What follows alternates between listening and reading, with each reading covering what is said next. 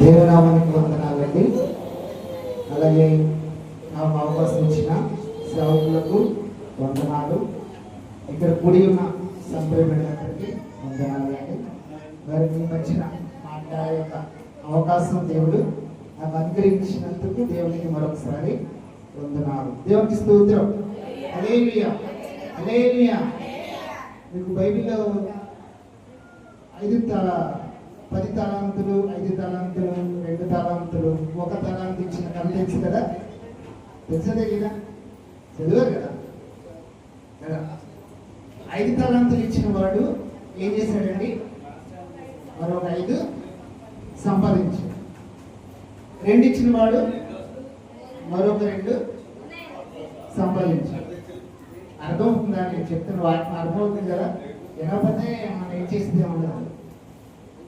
5 ఇచ్చిన వాడు 5 సంపాదించాడు, 10 సంపాదించాడు. మొత్తం 2 ఇచ్చిన వాడు మరొక 2 సంపాదించాడు.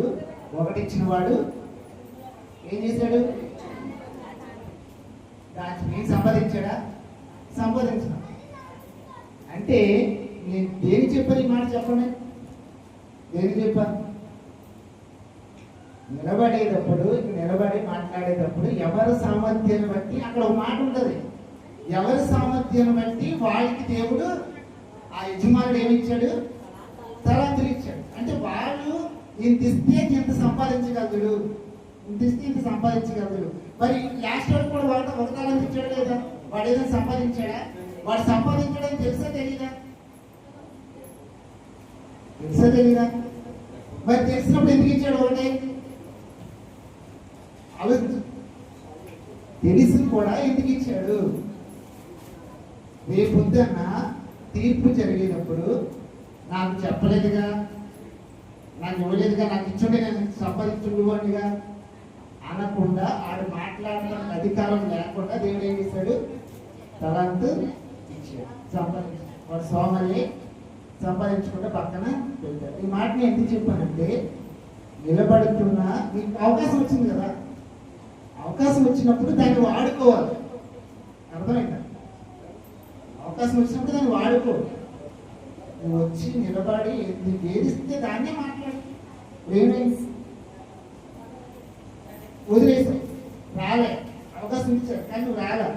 కానీ ఏమైపోయింది? సోమరి వాడివి అయిపోయింది. సోమరి అయినా శ్రద్ధదాసుగా అన్నాడు. సోమరి అయినా శ్రద్ధదాసు. దేవునికి స్తోత్రం. హల్లెలూయా, హల్లెలూయా. అంటే సామర్థ్యము, దేవుడు సామర్థ్యాన్ని బట్టి ఎవరికి ఏ సామర్థ్యం, ఎంత సంపాదించగలరో, ఎంత సంపాదించి దేవుణ్ణి మెప్పింపగలరో దాని ప్రకారంగా దేవుడు వాళ్ళ తలాంతిని ఇస్తాడనమాట. దేవునికి స్తోత్రం. హల్లెలూయా, హల్లెలూయా. అలాగే మరి ఫస్ట్ నుంచి కూడా మరి మొదటి మాట నుంచి దేవుడు మరి అనేకమైన మాటలు, అనేకమైన ఈ యొక్క క్షమాపణ విషయంలో కానీ దేవుడు ఎన్నో మాటలు మాట్లాడాడు. అదంతా కూడా శ్రద్ధగా ఉన్నారు. ఇక్కడ చెప్తున్న వాళ్ళు నేను గమనించింది ఏంటంటే, దేవుడు అంటే భయం వాళ్ళకి ఉన్నారు. దేవుడు అంటే భయం లేకపోతే ఇక్కడ వచ్చి మామూలుగా చదివి వెళ్ళిపోవచ్చు. అది పెద్ద ప్రాబ్లమే కాదు. వణుకు వస్తుంది లేదా భయం వస్తుంది. అది భక్తి ఉంటేనే వస్తుంది, భక్తి లేకపోతే రాదండి. నిజమైన ప్రేమ, ఇప్పుడు నిజంగా ఒక ప్రేమికులు ఉన్నారండి, స్త్రీ పురుషులు ప్రేమికులు ఉన్నారు. వాళ్ళు ప్రేమించుకొని ప్రేమిస్తున్నానని చెప్పే మాట ఆ వ్యక్తి దగ్గరికి వెళ్ళి చెప్పేటప్పుడు మాట రాదు. అది నిజమైన ప్రేమ అయితే వస్తుందా? గమనించండి, మాట రాదండి. ప్రేమ లేదు, పైపైన ప్రేమ అనుకో వెళ్ళి మామూలుగానే చెప్పేస్తారు, ఇవంటే నాకు ఇష్టం. అది అంతరంగంలో వచ్చిన ప్రేమ కాదండి. అంటే దేవుని నువ్వు ఏ విధముగా ప్రేమిస్తున్నావు అన్నది ఇక్కడ నిలబడితే ఆటోమేటిక్గా అర్థమైపోతుంది. ఎదటోళ్ళకి గమనించాక మనసు ఆటోమేటిక్గా అర్థమైపోతుంది. దేవునికి స్తోత్రం. హల్లెలూయా. మొదటి మాట క్షమించమని దేవుడు పలికాడు. రెండవ మాట ఏంటి? నేడు నీవు నాతో కూడా పరదేశంలో ఉంది. ఆ మాట అన్న తర్వాత దేవుడు ఏం చెప్పాడండి? నేడే నీవు నాతో కాదు. ఆ ఏమడిగాడు? ఆ వ్యక్తి ఏమడిగాడు? ఎప్పుడు?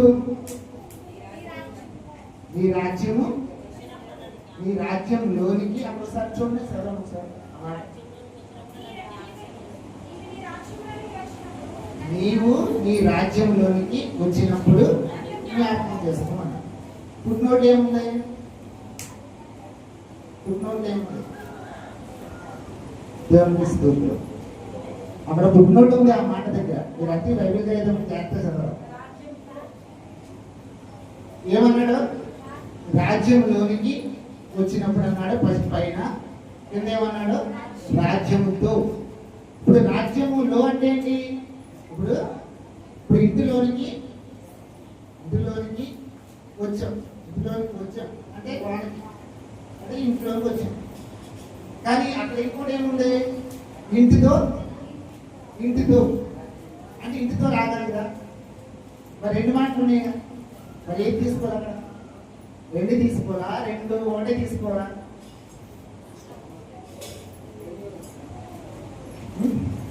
చెప్పండి. రెండు తీసుకోవాలి. ఏది తప్పు కాదు.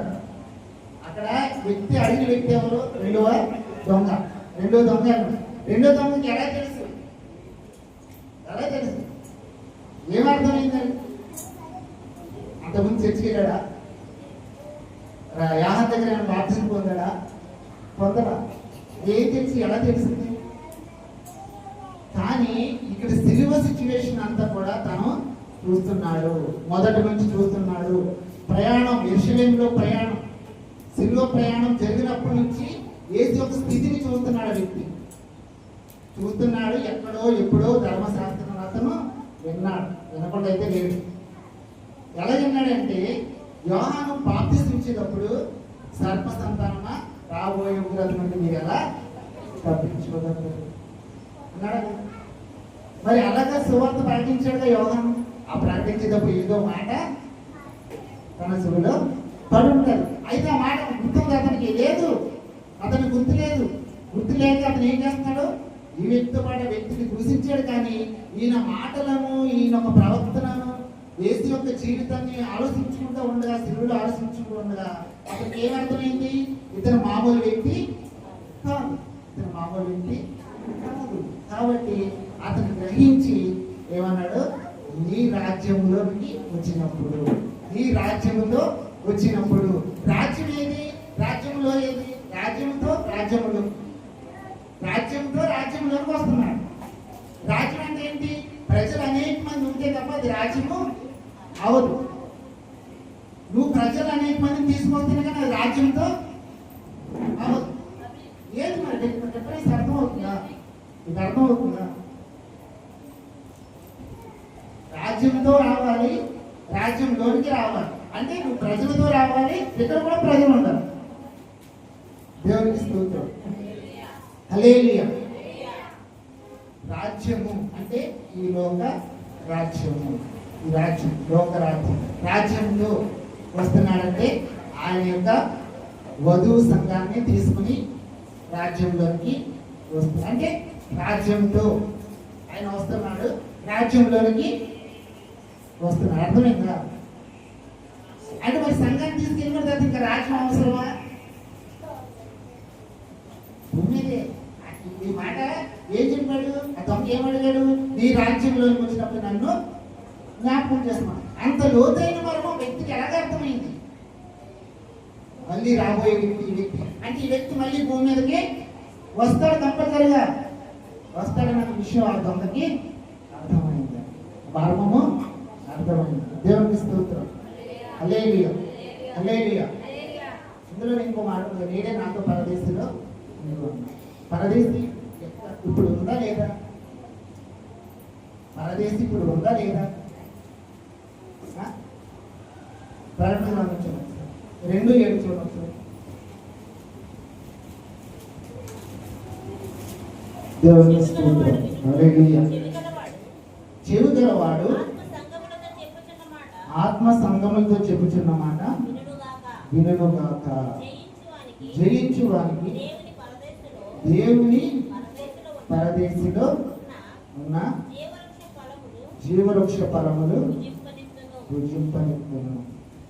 ఇప్పుడు ఉందంటారా లేదంట? ఉందంటారా లేదంట?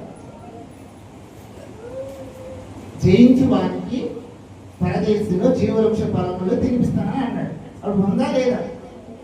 ఉంది. ఇందాక మాట చెప్పింది కదా, మాట చెప్పినప్పుడు ఎక్కడ ఉంది పరదేశం? ఎక్కడ ఉన్నాయి? అప్పుడు పాతాళంలో ఒక పక్కన ఉన్నది. శరగా పట్టుకుని తీసుకెళ్ళి ఎక్కడ పెట్టాడు? ఆకాశంలో పరలోకం పక్కనే పెట్టాడు. అంటే పరదేశం సపరేట్గా ఉన్నది. పరలోకం వేరు, పరదేశం వేరు. ఇప్పుడు పరదేశంలో ఉన్నప్పుడు ఇప్పుడైతే కాలం చేసిన ప్రతి ఒక్కరు కూడా పరదేశంలో ఉంటారు. పరలోకానికి అప్పుడు అవకాశము లేదు. దేవునికి స్తోత్రం. అయితే వాళ్ళు పరదేశంలో ఉన్న వాళ్ళు పరలోకాన్ని చూస్తూ ఉంటారు. నరకంలో ఉన్నవాడు కూడా పరదేశాన్ని చూస్తూ ఉంటాడు. ఎలా తెలిసింది మనకి? ఎలా తెలుసు? లాజరు ధనవంతుని కథలో మనకి కనబడుతుంది. పాతాళం నుండి ఎవరిని కేకేస్తున్నాడు? అబ్రాహాముని. లాజరుని పిలుపులే అబ్రాహాముని పిలుస్తున్నాడు. దేవునికి స్తోత్రం. హల్లెలూయా. తండ్రి అయిన అబ్రాహాము, తండ్రి అయిన అబ్రాహాము. ధనవంతుడు ఎవరు పిలుస్తున్నాడు? ధనవంతుడిని పిలుస్తున్నాడు. ఇది అర్థమైందా? ఇప్పుడు మరి ధనవంతులు ఉండాలా, పేదవాళ్ళుగా ఉండాలా? మనం ఆలోచించు. అక్కడ పరదేశించింది ఎవరు? పేదవాళ్ళు. ధనవంతులు వెళ్ళలేదు. మరి ధనవంతులు ఉన్నామా, పేదవాళ్ళుగా ఉన్నామా? మరి వ్యాసులు దేవునికి మహిమ కలుగును. లాజరు అబ్రహాం ఎంత ధనవంతుడు అంటే 300 మంది కాల్బలం అంటే యుద్ధము చేయగలిగిన వ్యక్తులను, ఒక ఆర్మీని పెంచగలిగిన వాడు. అంటే ఒక ఆర్మీని పోషిస్తున్నాడు. ఒక ఆర్మీని పోషిస్తున్నాడు. యుద్ధమునికి వెళ్ళే వాళ్ళే 300 మంది ఉంటే మరి వాళ్ళని కన్నా తల్లిదండ్రులు, వాళ్ళ యొక్క పిల్లలు, వాళ్ళ తమ్ముళ్ళు ఎంతమంది ఉంటారు? వీళ్ళందరూ ఎవరు? అబ్రహాంకి పనివారు. అబ్రహాంకి పనివారు. అబ్రహాంతో పోల్చుకుంటే ఇక్కడ లాజరు ధనవంతుడు ఉన్నాడు కదా, ఆ ధనవంతుడు మీద ధనవంతుడు ఏమి కాదండి. అంటే అబ్రహాం అంత ఆస్తి కలవాడైనా సరే ఆమె ఏమి గర్వించదు. అక్కడ చాలా చనిపోయినప్పుడు ఒక మాట అడుగుతారు. హేతు కుమారులు అనబడిన వాళ్ళని ఒక మాట అడుగుతారు. ఈ యొక్క స్థలంని నాకు అమ్మండి, నా భార్య నేను బాధ పెట్టుకోవడానికి అన్నప్పుడు ఆ వ్యక్తులు అంటారు, అబ్రహాం గారు మీరు మా మధ్యన మహారాజు వలె ఉన్నారంట. మహారాజు వలె ఉన్నాడు కదా. మరి అంతమంది ఆర్మీని పోషిస్తున్న అంతమంది జనాభాని పనుబాటు కలిగిన ధనవంతుడు ఎలా ఉంటాడండి? మహారాజు వలె కనిపిస్తుంది. చిటికేస్తే వచ్చేస్తారంట పనివాడు. అంటే మనకి ధనవంతుడు ఎక్కడున్నాడో పరదేశంలో ఉన్నాడు. సుఖించాడు, తిన్నాడు, తాగాడు. ఈ వ్యక్తి ధనవంతుడు ఎక్కడున్నాడు?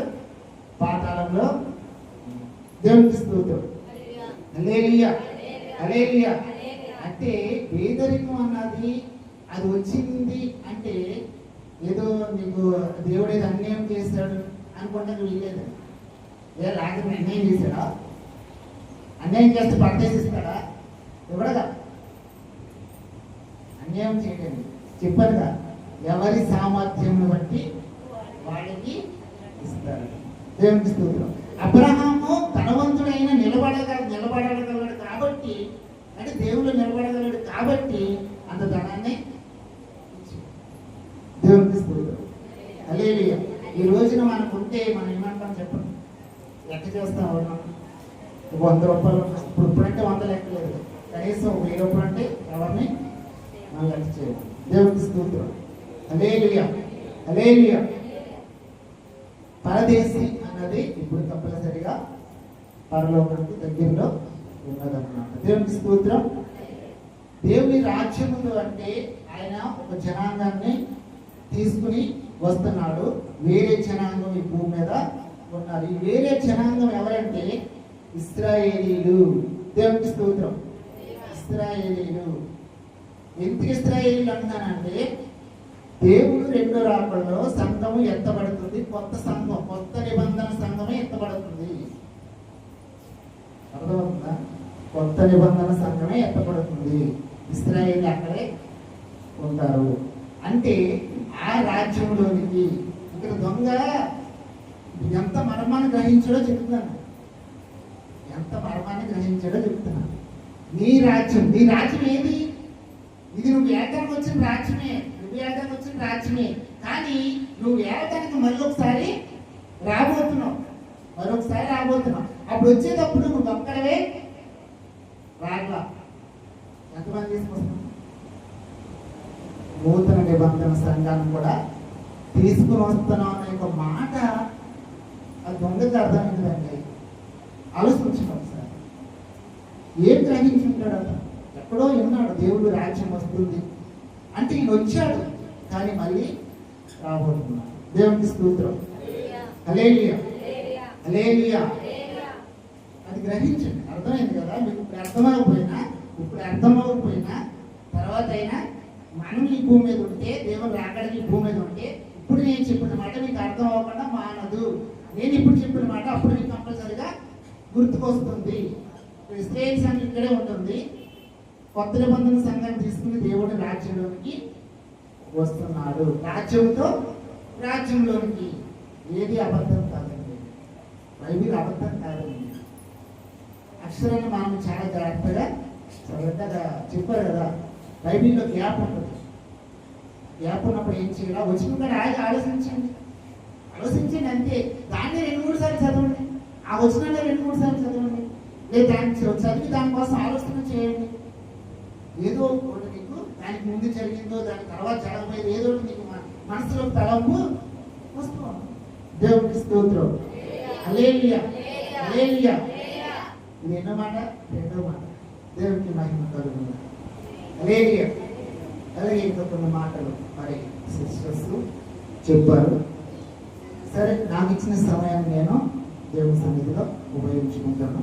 నాకు ఇచ్చిన సామర్థ్యాన్ని దేవుని సన్నిధిలో ఎంత సామర్థ్యాన్ని ఉపయోగించుకుంటాను. దేవునికి మహిమ కలుగును. నిలబడేవాడు నేను కానీ మాట్లాడేవాడు నేను కాదు. ఏమన్నాడు? నా నిమిత్తము మీరు అధికారి ఎంతకు తేబడుదురు. అక్కడ ఏం మాట్లాడుతామా అని మీరు భయపడద్దు. నిలబడండి. మాట్లాడేది దేవునికి స్తోత్రం. హల్లెలూయా. ఓకే, నాకు ఇచ్చిన మాట చూస్తాను. లోకా సువార్త